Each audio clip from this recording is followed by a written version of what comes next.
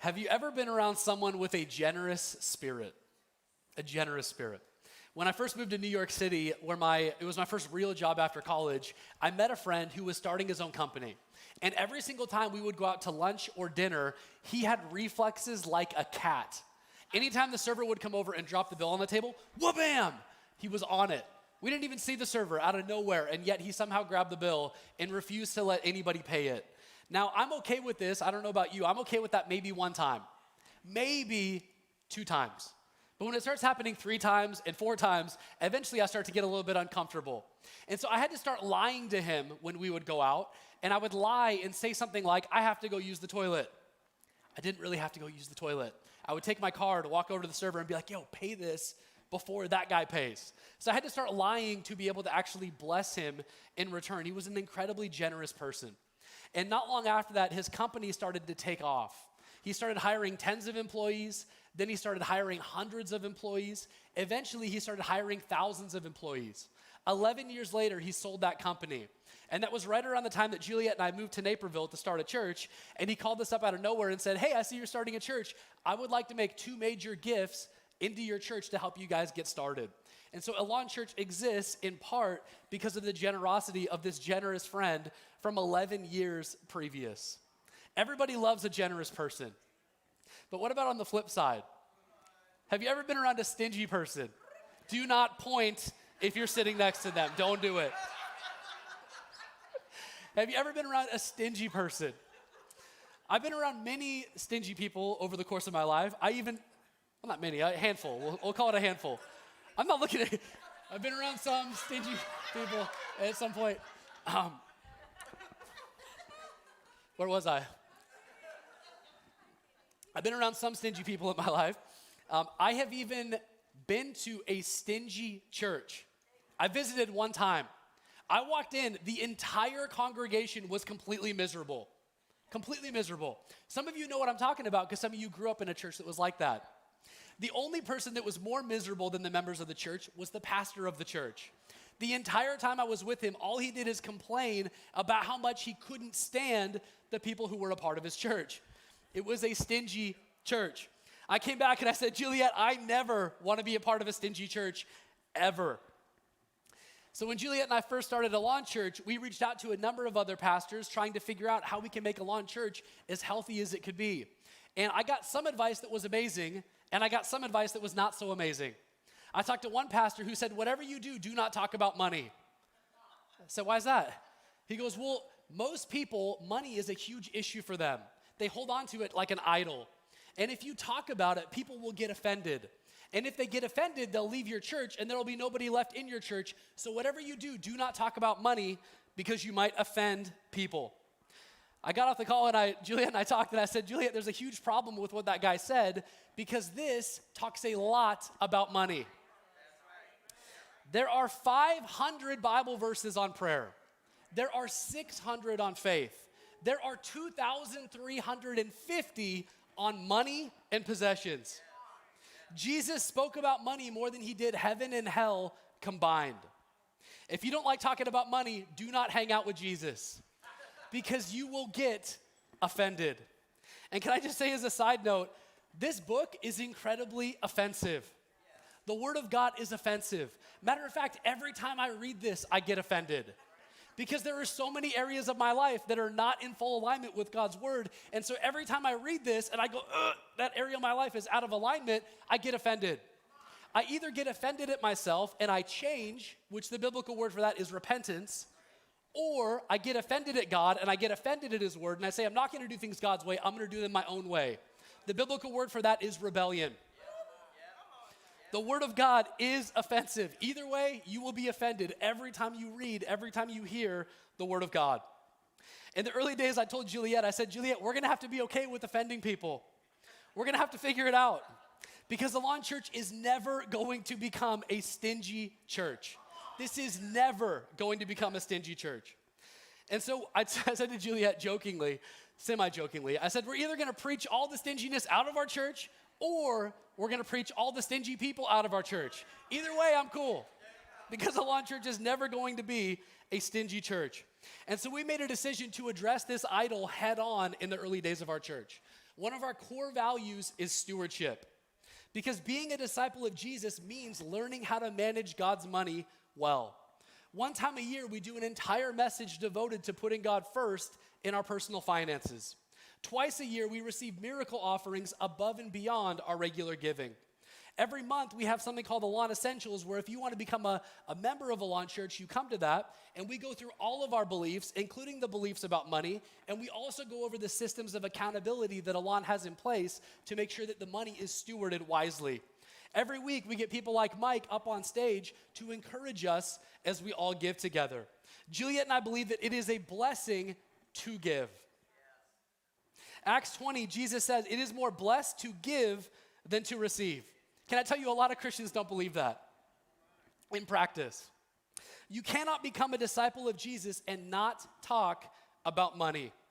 And so whether you're here today and you are living incredibly generously, or whether you're still learning how to manage God's money his way, this is going to help you.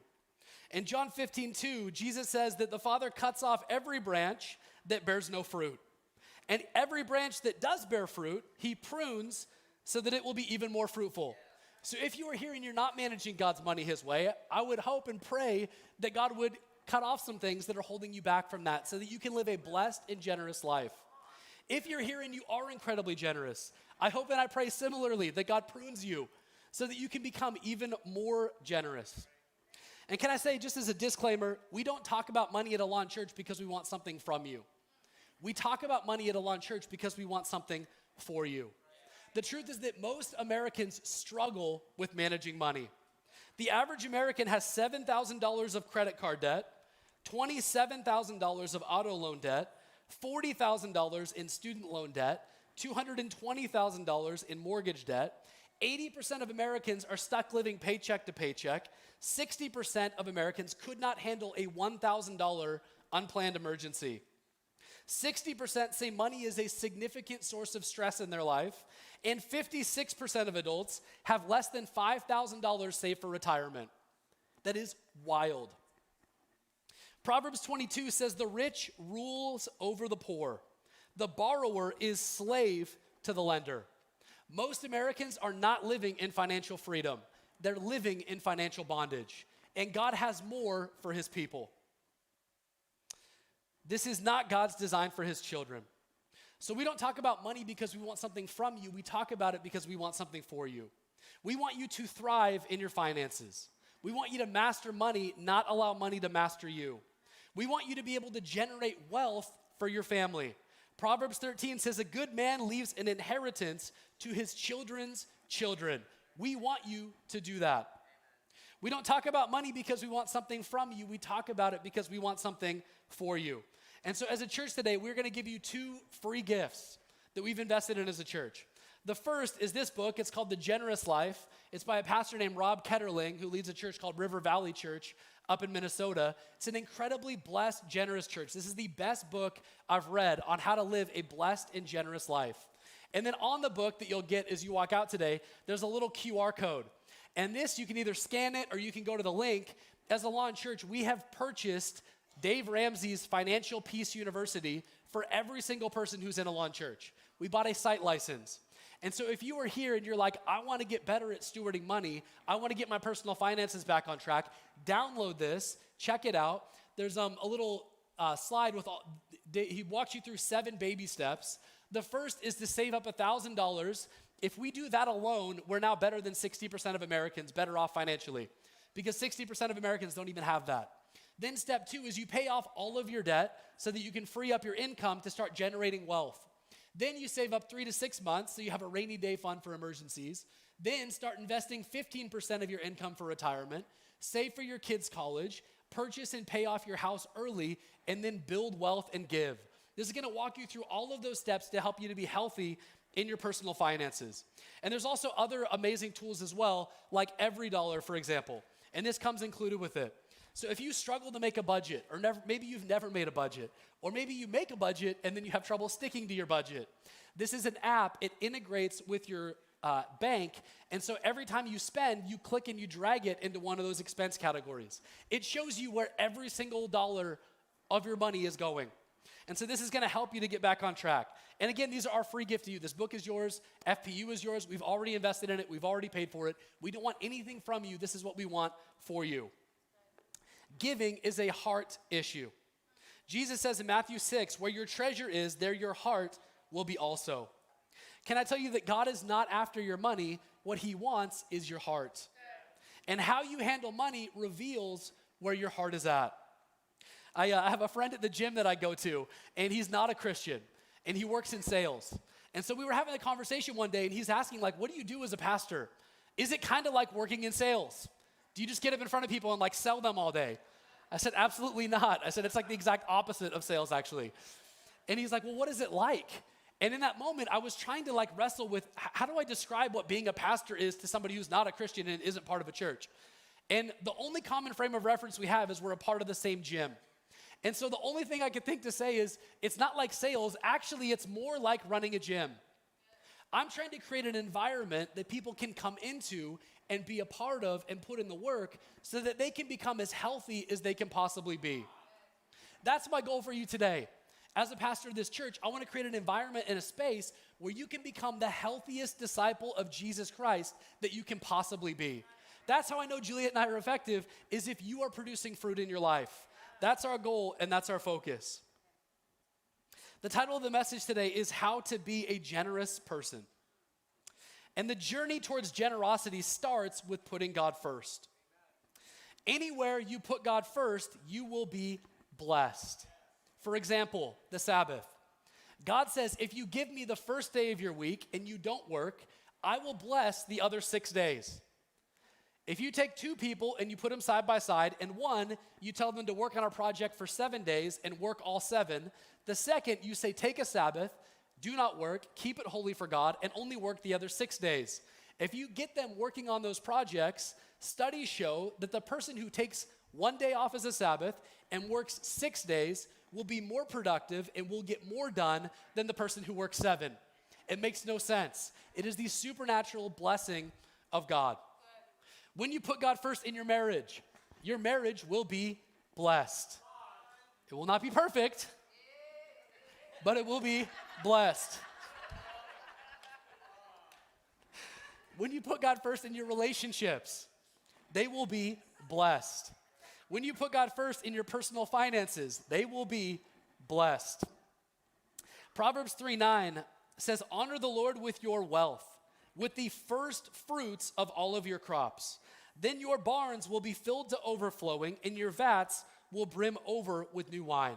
When you honor God with the first, he blesses the rest. This is known as the biblical principle of the first fruits, otherwise known as the tithe. The word tithe literally means 1/10 or 10%. Can I tell you, the average Christian today gives 2.5% of their income. For comparison, it was 3.3% during the Great Depression. 37% of Christians say they tithe, but only 17% actually give a full 10%. This tells me that most Christians tip God, but they don't tithe. For example, if someone makes $1,000, they get a paycheck for $1,000 just to keep the math simple. And they go, I'm gonna, give God $20. That is not a tithe. $20 out of $1,000 is 2%. You can't tenth a 2. It doesn't make sense. So it's not a tithe, that's a tip. Juliet and I give a full tithe here to Elan Church. So every single time we get a paycheck, I look at my pay stub, I look at gross, not net, I look at gross, and I multiply that number by 0.1. And then I round up slightly because the dollars and cents are a little weird. I round up by a little bit, and then I give that. And we didn't start doing that when we became part of Elan Church. We've done that at 4 previous churches since we've been married. We've done it at every single church. Not on staff, not involved, even just part of the church. We've always done it. And can I tell you that we love to do it? When Juliet and I tithe, if we're together, I'll be like, Juliet, we're about to bring our tithe. And we get excited. We love to do it. And I've had people tell me that I'm crazy, especially non-Christians. You are wild. That makes no sense. Are you crazy? Yes. Because they don't understand it. Because as Christians, as followers of Jesus, what we do is we use their God to serve our God. We take what they worship and we bring it into submission and we say, this is not going to roll over me. I'm going to use this to advance God's kingdom.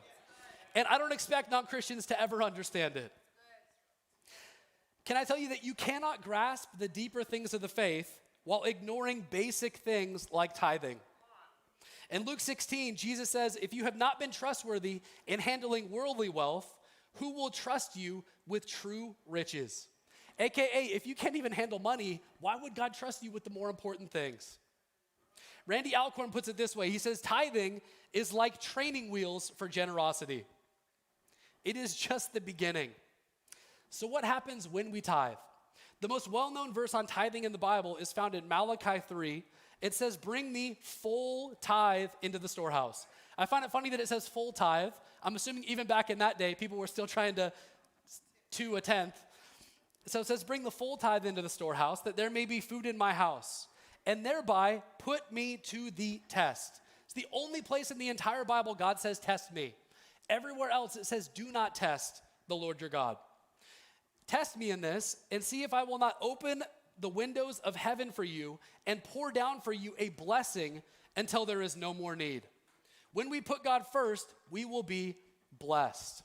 And we say this at Elan Essentials. We say this every time we talk about putting God first in our finances, but we want to make it easy for you to test God. If you've never tithed before, I never grew up in church. I remember first time I heard about tithing, I was like, I'm sorry, what? How does this work? And so I decided to test God. And I tested God, and it's amazing that when we put God first, he blesses the rest.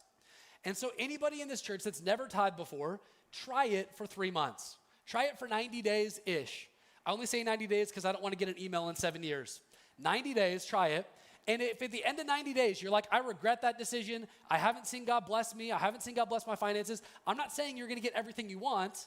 I'm just saying you will be blessed. Through the ups and the downs, there's a supernatural blessing of God. If you haven't seen that in 90 days and you're like, I regret that decision, send me an email, max@elan.church. We will refund 100% of everything that you've given.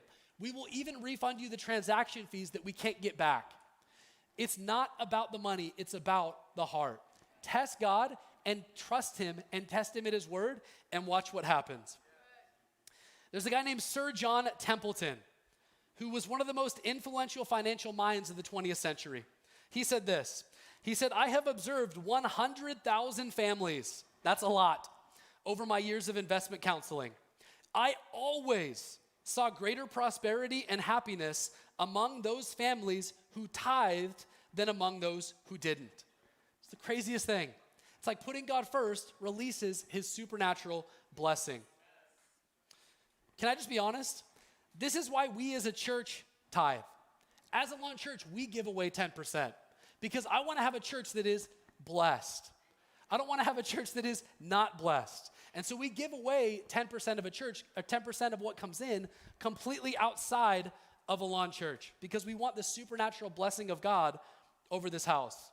I was talking with a pastor a few weeks ago, and he was telling me that he bumped into a non-Christian bookkeeper who analyzed hundreds of books of churches, financial statements, did all the work. And he came to the pastor one day and said, Pastor, there's this crazy thing I've discovered. There is one factor that differentiates healthy and growing churches from unhealthy and declining churches. And the pastor said, well, what is it? I want to know. And the non-Christian bookkeeper said, it's the craziest thing. Churches that give away 10% or more are healthy and thriving. The churches that do not give are unhealthy and declining. It's because it is about the supernatural blessing of God. Tithing answers the question, do you trust God? Anything less than 10% tipping God is relying on our own power in our finances. When we bring God a full tithe, then we're releasing his power over our finances. The pastor Adrian Rogers says this. He says, give to God what is right, not what is left.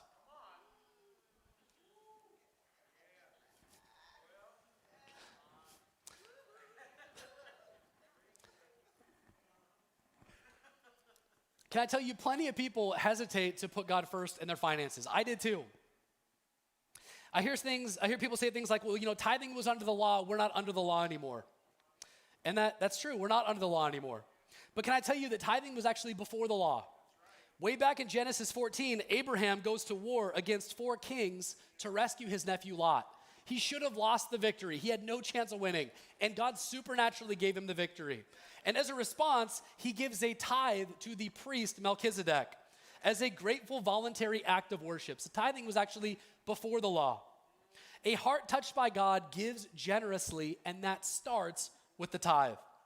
It was in the law as well. Leviticus 27 says 1/10 of the produce of the land, whether grain from the fields or fruit from the trees, belongs to the Lord.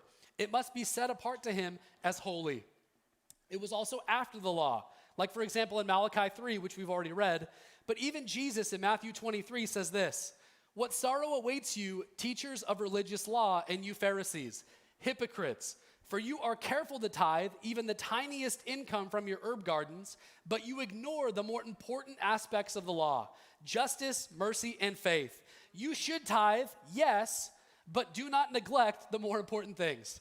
So when people say things like, well, Jesus never talked about tithing, they haven't read the Bible. Yes, Jesus absolutely talked about tithing. He said it's basic, it's fundamental, it's elementary. There's more important things that we need to be moving on to. You should tithe, yes, but do not neglect the more important things. I also hear people say things like, I'm a New Testament giver, which they say like, I just kind of give whatever I feel like. I'm sorry, guys, where in the Bible does it ever say do whatever you feel like? Nowhere does it ever say that. In fact, it says the opposite. And when people say I'm a New Testament giver, I get really excited because because under Jesus, he always went further than the law did. Not because we have to, but because we want to, because we get to. The Old Testament said, do not murder somebody. The New Testament, Jesus says, don't even be angry at your brother or sister. The Old Testament says, do not commit adultery. The New Testament says, don't even look at somebody lustfully. The Old Testament says, bring to God your first 10%, but the New Testament, there is no limit to how much you can give. Jesus says, if you have 2 tunics, give one away. I don't know about you, but that sounds like 50% to me.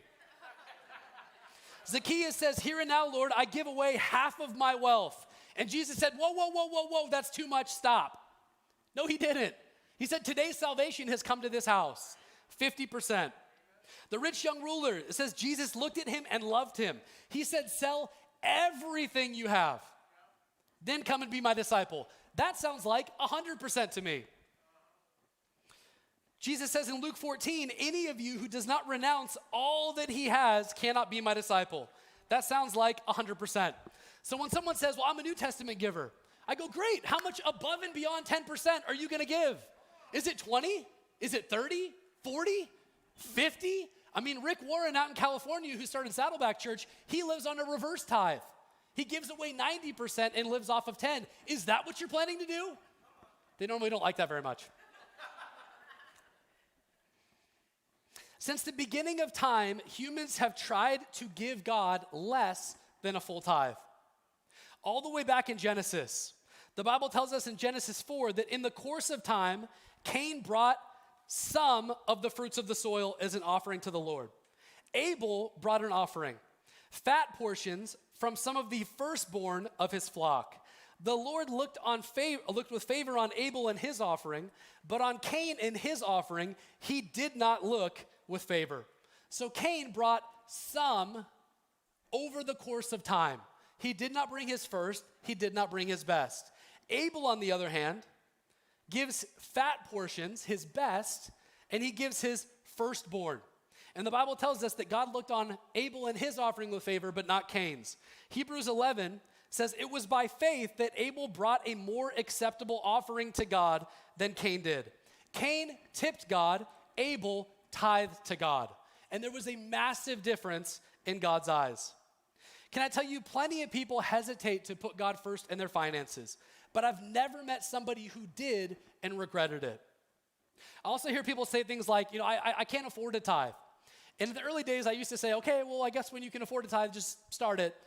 But can I tell you, over the years of pastoring, I've never seen one person actually start doing it.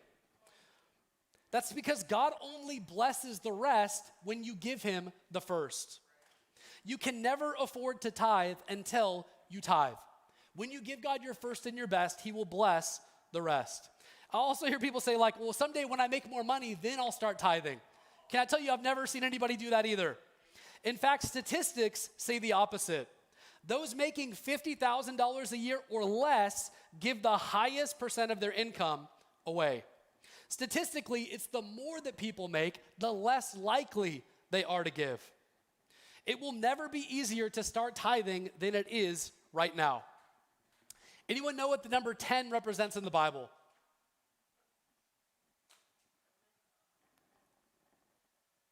You guys need to sign up for the Moody courses.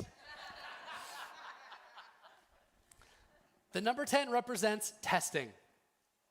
How many plagues did God send to test Pharaoh? 10. How many commandments did God give to test Israel? 10. How many times did Laban test Jacob by changing his wages? 10. How many days of testing are mentioned in the book of Revelation 2? 10. How many virgins were tested in Jesus' parable? How many disciples did Jesus choose? I'm just messing with you. I wanted to make sure you're paying attention. 10 represents testing. The tithe is a test. You and I take it every single time that we get paid. And that test is who or what are we going to honor with the first? Because it reveals who or what is first in our life. Is it God or is it something or someone else? Even the Apostle Paul gives guidelines for giving in 1 Corinthians 16. He says, now regarding your question about the money being collected for God's people in Jerusalem, you should follow the same procedure I gave to the churches in Galatia. Basically, this is not a one-off thing. I'm telling all the churches to do this and to give this way. On the first day of the week, you should each put aside a portion of the money you have earned. Do not wait until I get there to try to collect it all at once. What this tells us is that giving should be regular and consistent. That's why we often say at Elan, the best way to give is by setting up a recurring gift through the Elan Church app, because it should be regular and consistent the way that Paul outlines in 1 Corinthians. You know, if every Christian in the world today gave a full tithe, churches would have an additional $139 billion per year more for kingdom impact. This would be enough to eliminate extreme global poverty. It would be enough to provide universal access to clean water. It would be enough to support every missionary around the globe, to fund massive church planting movements, and then some. What if Elan Church became the most generous church on the entire planet? It's my hope and my prayer for this church. That every need would be met. That every person in this church would be thriving in their finances. That they would be leaving an inheritance to their children's children. That every ministry was fully funded. Every building was fully paid for. Every outreach was incredibly effective. Houses were being given away. Cars were being gifted away. This is what I hope and I pray for in our church, that we would grow into. That generational blessings would flow through us. Matthew 7:17, our verse for the year, says, every healthy tree bears good fruit. There is no such thing as a perfect church. Elan Church certainly is not one. But we do want to be a healthy church. And we want you to be a healthy disciple. And this only happens when everyone gets involved. I want to ask one quick question for everybody who calls Elan Church home. And I feel like we almost need to be honest with ourselves sometimes. I don't know about you, but I never grew up in church. And so when I first started going to church, initially I thought every Christian was perfect. Because I was like, you know God, and he speaks to you. Oh my gosh, like you must be perfect because God talks to you. And it didn't take me very long to realize that wasn't the case. I remember being in circles and someone would say, I have a prayer request for Sister Sally.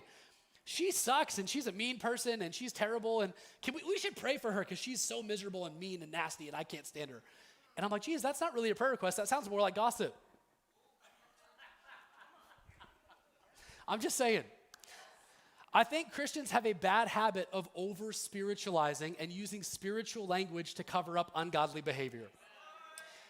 I would honestly just rather that Christians were honest.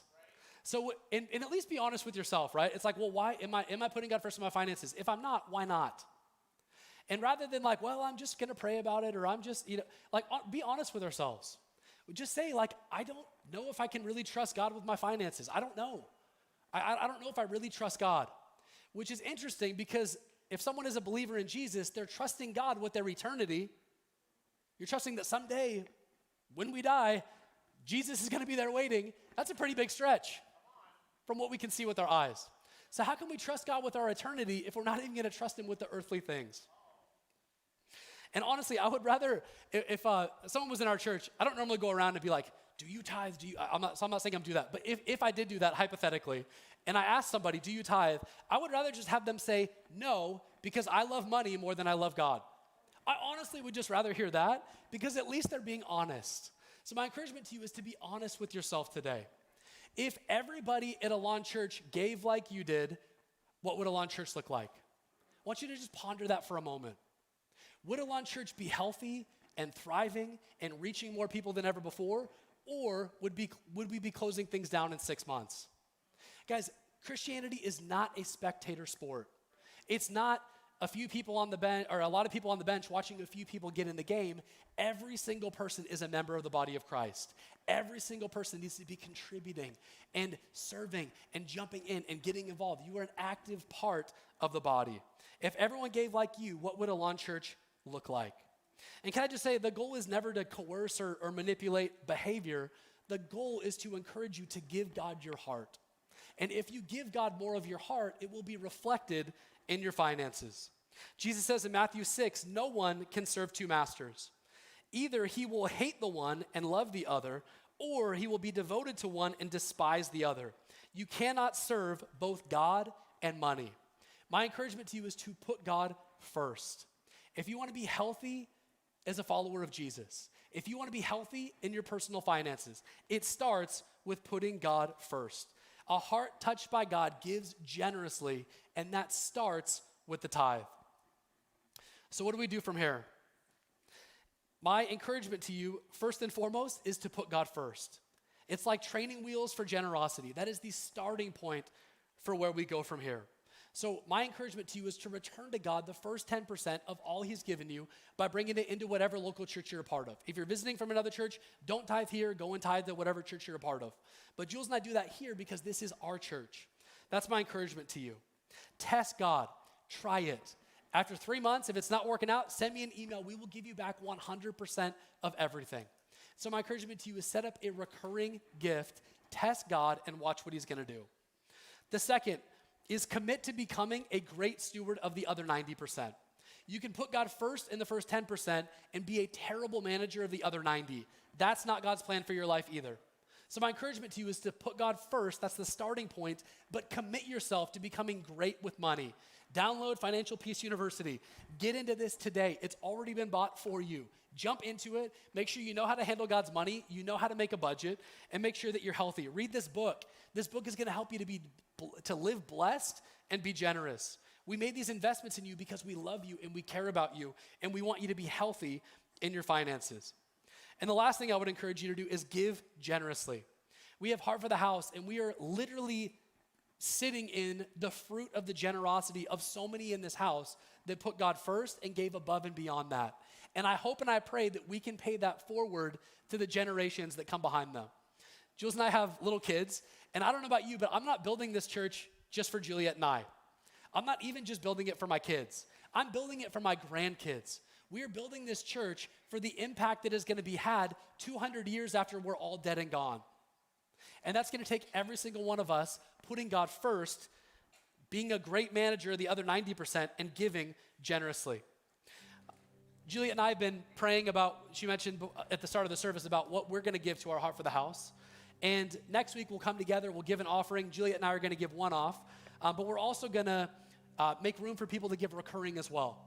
And Juliet and I had a conversation like, what does God have us to give? We never tell people in our church what to give. I'm never going to say, you have to give this, you have to give that. That's between you and God. But I will encourage you to ask God what you should give. And Juliet and I did that. We bring a full tithe into this house. And I don't know about you, but Juliet and I don't do this for the money. I could make a lot more money doing other things. Even since we started the church, I've gotten multiple job offers to say, if you just shut down Elan Church and move here, I will give you an incredibly high salary. We've even had other churches in the area say, roll your church into ours, come on our staff, and we'll pay you a lot more money. To every single one of those, we've said no. Because we want to be true to the call of God, we're not chasing money. Juliet and I do not do this for the money.